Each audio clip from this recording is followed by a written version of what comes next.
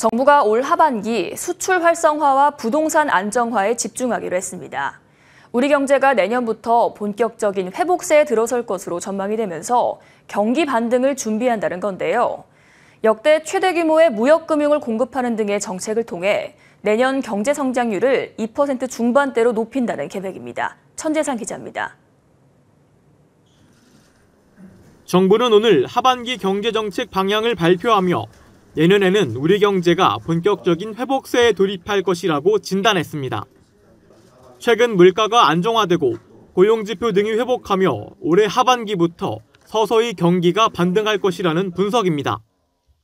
금년 성장률은 상반기 실적 부진으로 당초 예상보다 낮은 1.4%로 예상되지만 하반기에는 IT 부문 경기 회복 등으로 성장세가 상반기보다 2배 높은 수준 반등할 것으로 전망됩니다. 정부는 수출과 투자가 경기 반등의 기반이 될 수 있도록 역량을 집중하기로 했습니다. 하반기에 무역금융을 역대 최대치인 184조 원 공급하고 중소기업 지원 등을 강화할 방침입니다.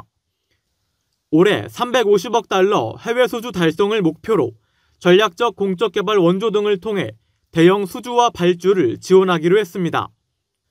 공공기관 재정 집행과 정책금융 투입도 확대할 계획입니다. 기금 여유 재원과 세계 잉여금 등을 최대한 활용해서 재정을 차질 없이 집행하고 정책금융과 공공기관 등에서 15조 원 플러스 알파 규모의 추가 재원을 투입하여 경기 회복을 뒷받침하겠습니다. 정부는 또 부동산 시장을 안정화해 경제의 잠재 위험을 관리하기로 했습니다. 주택도시보증공사의 중도금 대출 보증 비율을 80%에서 90%로 올려 은행의 대출 미회수 위험을 낮추기로 했습니다.